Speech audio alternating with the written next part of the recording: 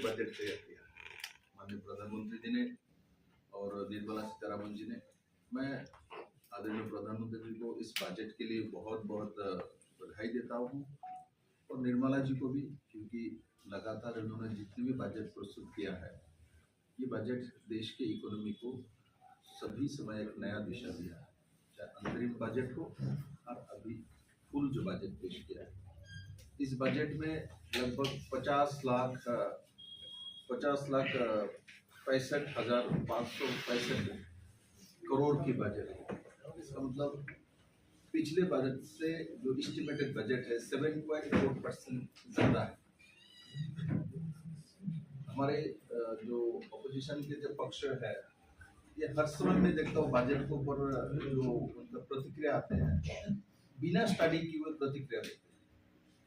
ये भारतीय डेमोक्रेसी का एक विडंबना है।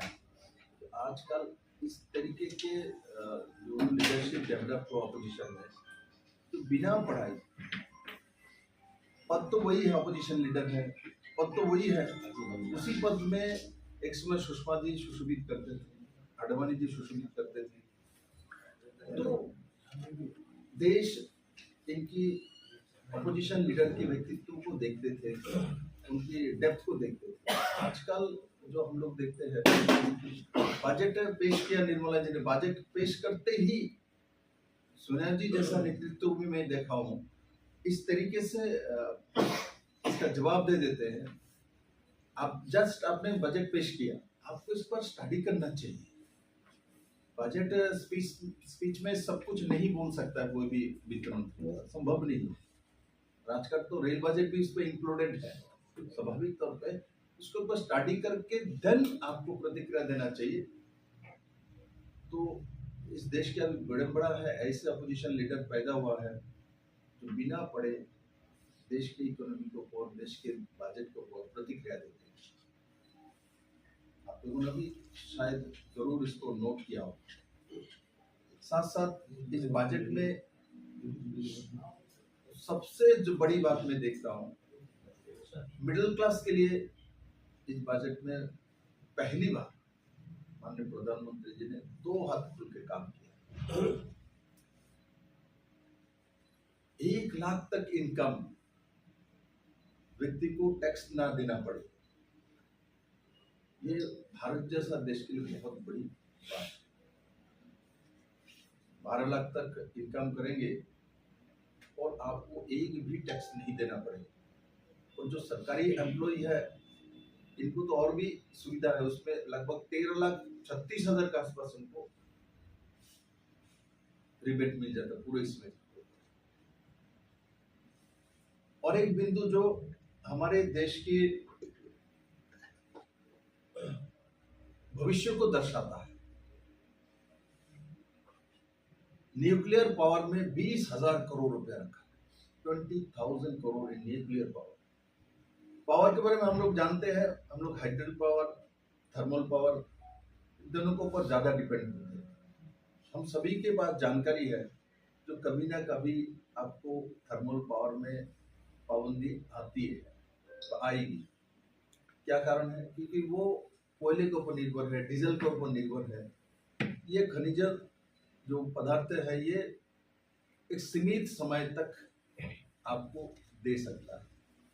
2 पावर, न्यूक्लियर पावर और हाइड्रो पावर, वो प्रकृति किससे मिलता है।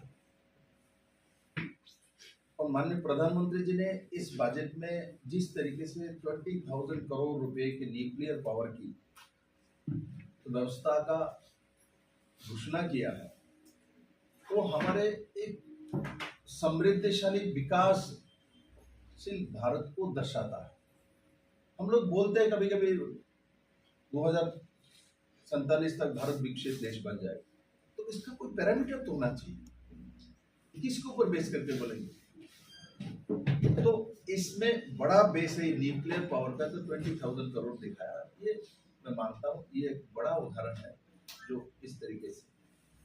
दूसरा, इस बजट में आपने देखा होगा 10.1% ग्रोथ रेट इन्फ्लेशन के इंक्लूड करके दिखाया, जो उसका आसपास जाए। कितना हिम्मत वाला बजट, तो दुनिया में शक्तिशाली देश जिनको माना जाता है, चाहे चाइना हो, जापान हो, इंग्लैंड, यूके हो, फ्रांस हो, इनके हिम्मत नहीं होता इस तरीके से बजट पेश करने की, ना इनके पास इतना स्पीडी इकोनॉमी है। दुनिया के सबसे बड़ा स्पीडी इकोनॉमी भारत है आज के दिन, और इसमें 10.1% ग्रोथ रेट अनुमानित लेके चलना, ये बहुत बड़ी साहसी कदम है। साथ ही साथ मैं हरियाणा में बैठा हूँ, तो हरियाणा में जो इस बजट में देखा मैंने, तो पिछले जो यूपीए सरकार था, यूपीए सरकार रहते हुए 2014 तक, 14 के बाद मोदी जी का सरकार आ गया, 14 तक 21,564 करोड़ रुपया हरियाणा को दिया जाता है, और आज वो बढ़ के 78,345 करोड़, इसका मतलब 263% ज्यादा है। तो नरेंद्र मोदी जी काम करता है, उसका रिजल्ट भी दिखता है, और उसका कारण स्वरूप हरियाणा में पर कैपिटा इनकम लगभग 3 लाख के आसपास हरियाणा।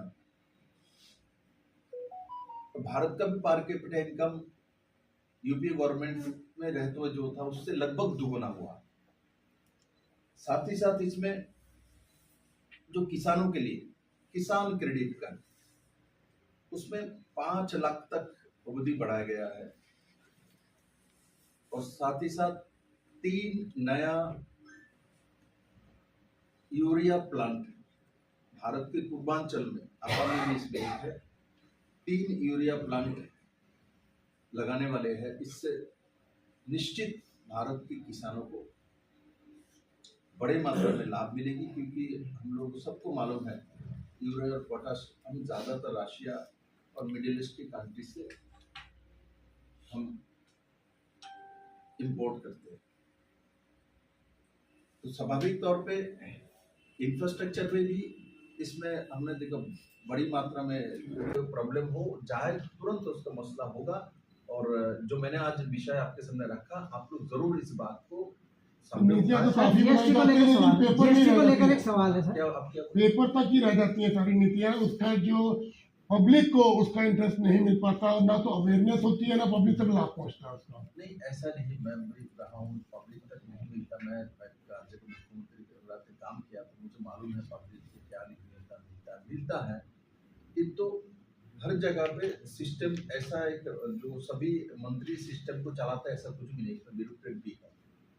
तो उनको मॉनिटरिंग ढंग से करना है और उनसे काम लेना है, ये मुख्यमंत्रियों का काम है। और मैं आशा करता हूँ नायब सिंह सैनी जी को हम लोगों ने हरियाणा की जनता ने, आप लोगों ने दूसरी बार मुख्यमंत्री बनाया और आपने उठाया। मैं नायब सिंह सैनी जी को मैं बोलूँ, आज ही जाते ही फोन करूंगा, बोले इसको आप मॉनिटरिंग करें, और हरियाणा में बहुत अच्छा व्यवस्था होनी चाहिए, और आपके पास व्यवस्था है।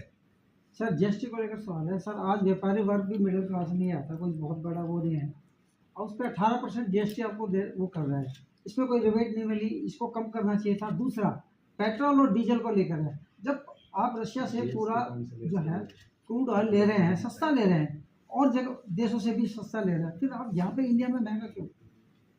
तो अभी आपको मैंने बोला मिडिल क्लास को 12 लाख तक रिबेट दे दिया, तो वो रशिया देगा ना, उसको देना पड़ेगा। नहीं सर, अब आप चाहे तो दोनों तरफ खाने के, क्रूड ऑयल वहां से सस्ता मिला तो आपको इधर दे दे, तो आपको तो डायरेक्टली किसी को सभी लोग पेट्रोल डीजल डेली खरीदता नहीं, किंतु सभी लोगों को 10,000 रुपीज, 70% लोगों को 10,000 रुपीज सभी लोगों को बोनस मिलने वाला है। उसका हिसाब क्यों नहीं करते? उसमें से खर्चा कर लो 5,000 रुपए, 12 लाख रुपए तनख्वाह भी चाहिए सर उसके लिए। 12 लाख तक तनख्वाह, इनकम भी तो होनी चाहिए, लेकिन उसके लिए 12 लाख चाहिए। कितने हैं? कितने परसेंट लोगों को 12 लाख तनख्वाह? जितने भी स्लैब हैं 5 से 6 लाख वाले हैं, ठीक है, 5-6 लाख। लेकिन अगर आप इसमें पेट्रोल और डीजल में थोड़ा कर इसमें कम कर देते, तो जो असली जो है ना मध्यम वर्ग, जिसको असली मध्यम वर्ग करते हैं, वो उनके ऊपर राहत मिलती। ये जीएसटी कौन से डिसाइड करता है? बजट में नहीं आता। भारत में सबसे ज्यादा स्टेट और राज्य, स्टेट और केंद्र दोनों को जो टैक्स आता है वो पेट्रोलियम से ही आता है, आपको सभी को मालूम है। राज्य को मैं तो सरकार चला हूँ, राज्य का भी जो इनकम आती है, बहुत सारे राज्य सरकार जो अपोजिशन के हैं उनके यहाँ पेट्रोल डीजल का बीजेपी टैक्स ज्यादा है। कोरोना के समय माननीय प्रधानमंत्री ने 5% कम करके हम लोगों को बोला 5% तुम लोग कम करो, हम लोगों ने कर दिया, किंतु एक भी नॉन बीजेपी स्टेट में नहीं किया। अब उनका देखो बोलता कुछ करता कुछ, उल्टा उन्होंने बढ़ा दिया, बंगाल में बढ़ा दिया, महाराष्ट्र में उस समय उनके सरकार देखिए ने बढ़ा सर, दिया। यदि सरकार चाहे तो द पेट्रोल और उसका सबका एक ही स्लैब हो, पूरे देश में एक स्लैब हो और उसमें कटौती भी करें। देखिए ये आप ऐसे ही मोदी जी को बोलता है भाई, मोदी जी भाई इनको अन्याय करता है, सारा दिन बोलता रहता है। अभी आपने और एक मेरे को मैंने बुद्धि दे दिया, जो सभी का स्लैब हम तैयार कर लिए तो सबसे पहले ममता दीदी आपके घर में आएंगे।